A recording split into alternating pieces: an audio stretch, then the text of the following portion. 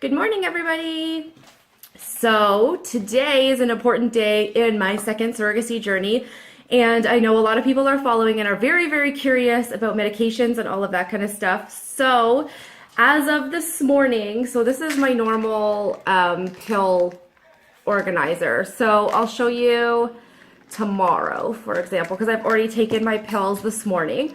So basically in the morning now, the estrogen has been cut down to just one pill now. So you've got your estrogen. We have doxycycline, which is like an antibiotic to make sure there's no infection happening. And then you have one of the ASA, so blood thinner, and your prenatal. So that is the morning.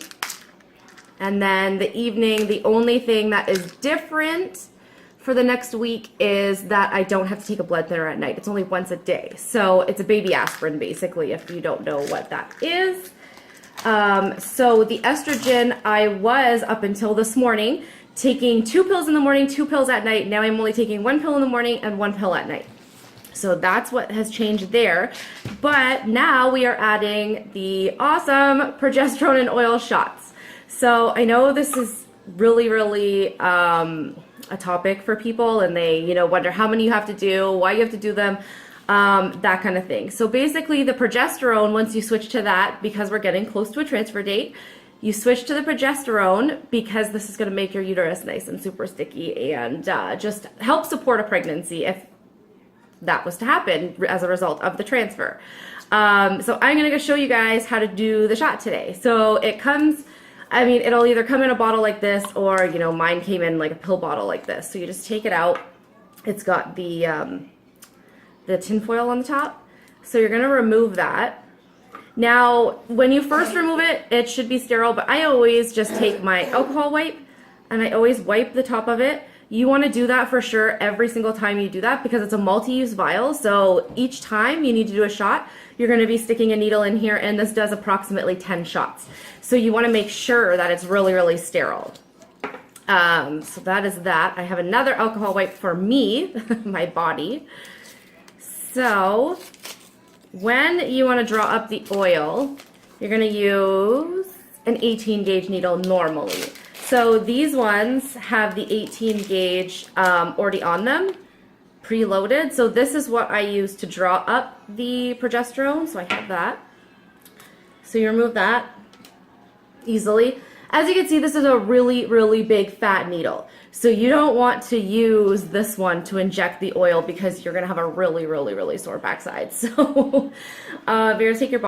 Okay, so you are going to insert needle upside down. You're going to pull it back to your spot. So I am doing 1 cc. So I am pulling mine back to 1, and we are removing.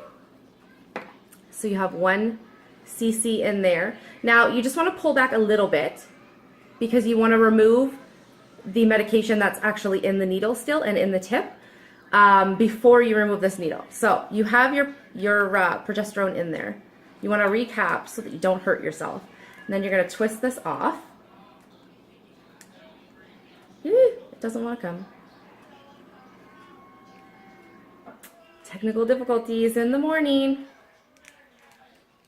Okay. Come on, little needle. There we go. So it was just on too low. So we get that off.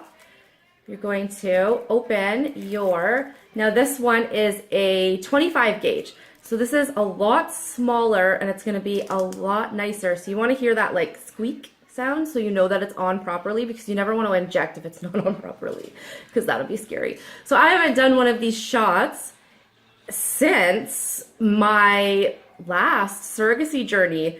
I did these shots until 13 weeks into the pregnancy.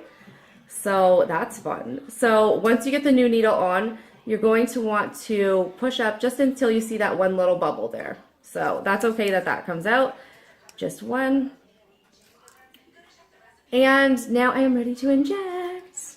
Okay, so you guys will have to excuse the hip action here and my like pushed down butt. Sorry about that.